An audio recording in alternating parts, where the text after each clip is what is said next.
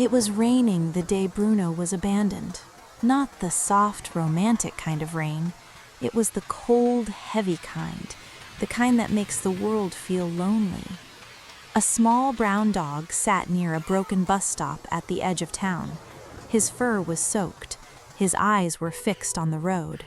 He wasn't lost. He was waiting.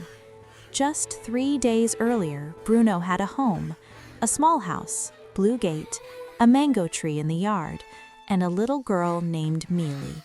Mealy used to hug him tightly every morning before school. "Wait for me, Bruno, I'll be back," she would say, and he always did. He waited when she went to school. He waited when her parents went to work. He waited when they forgot to feed him on time, because that's what dogs do. They wait, they trust, they love without conditions. But things changed when Mealy's father lost his job. The house became quiet. The smiles became fewer. Arguments became louder. One evening, Bruno heard words he didn't understand. "We can't afford him anymore. It's just a dog. We have bigger problems." That night, Mealy hugged Bruno longer than usual. Her tears soaked into his fur. "I'm sorry," she whispered. He wagged his tail. He thought it was just another sad day. He didn't know it was goodbye. The next morning, Bruno was taken for a car ride. He loved car rides. He thought maybe they were going to the park. But the car didn't stop at the park. It stopped near the old bus stand outside town. Mealy wasn't there. Her father opened the car door. "Go on," he said quietly. Bruno stepped out, tail wagging. Then the door closed. The engine started. The car drove away. Bruno ran. He ran as fast as his little legs could carry him. The rain started pouring. He barked. He cried. But the car disappeared. And Bruno stood there, alone. Hours passed. Cars drove by. People walked past him. Some looked at him with pity. Some ignored him. Some shooed him away. But Bruno didn't move, because Mealy had always said, "Wait for me." So he waited. The rain didn't stop. By night, he was shivering. A group of street dogs approached him. They weren't friendly. Bruno wasn't used to fighting. He had never fought for food before. He had never fought for survival. He only knew how to love. The bigger dogs growled. Bruno backed away. Hungry, cold, confused. But still, he waited. The next morning, a small white van stopped near the bus stand.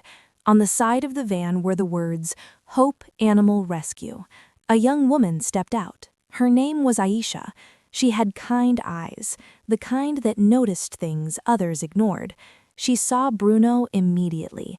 He wasn't barking, he wasn't begging, he was just sitting, staring at the road, like he expected someone. Aisha slowly walked toward him. "Hey, buddy." Bruno didn't move. She knelt down. His ribs were slightly visible. His fur was muddy.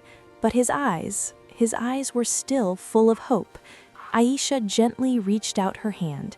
Bruno flinched at first. Then slowly, he moved closer. And for the first time since yesterday, he stopped waiting. He leaned into her hand and cried, not with sound, but with silence.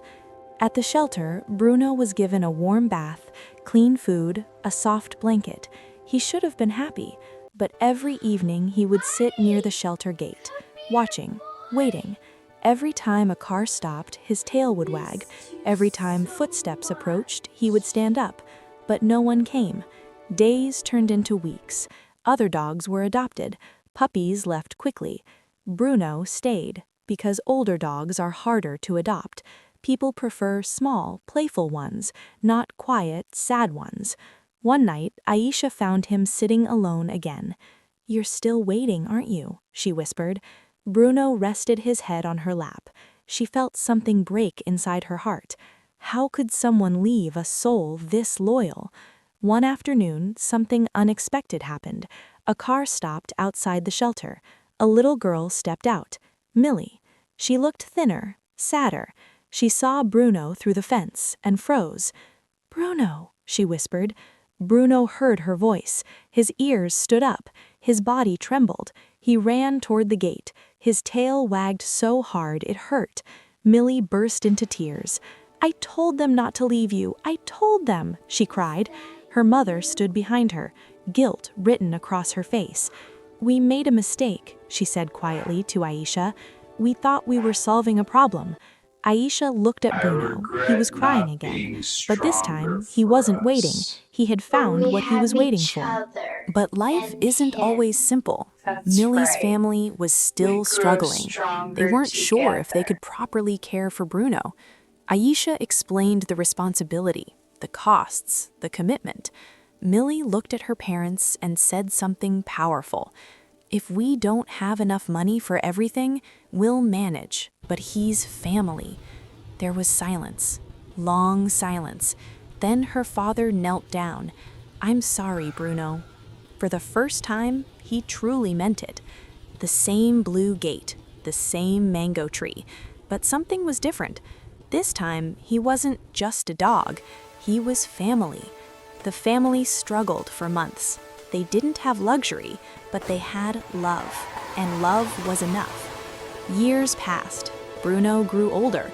His steps became slower. His fur turned gray, but he never stopped waiting at the gate every afternoon.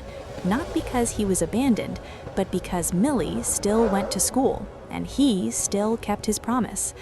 One evening, when Millie returned from college, she found Bruno lying quietly under the mango tree, peaceful, still.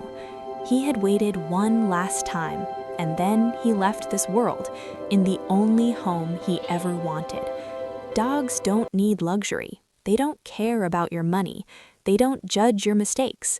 They only care about one thing: staying with you. When you adopt a pet, you're not buying an animal, you're accepting a lifelong promise. To them, you are their whole world. So never abandon a heart that beats only for you, because loyalty like that is rare, and once broken, it never waits the same way again.